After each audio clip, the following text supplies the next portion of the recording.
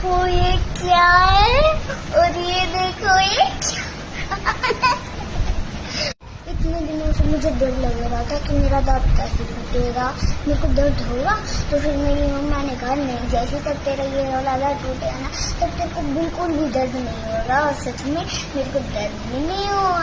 और मेरे पापा कहते तब तुम्हारा ऐसा दांत टूटे ना तब उसको गोबर में फेंक देना चाहिए। और ना हमारी बुक में एक चैप्टर है तो उसमें ऐसे कुछ था मुसा के। तो फिर आप कमेंट्स में बताना कि आपकी क्या सलाह है?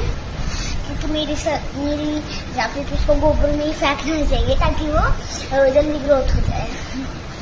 तो take care and bye bye. Oh sorry guys, बिल्कुल खा ले लो। ओके, खाली आधा दांत इसका बढ़िया था ना, बस ठीक है, बाय बाय, गुड नाइट। दिमाग से निकल जाती है, गाइस को भी चखाना पड़ता है। Bye bye, good night.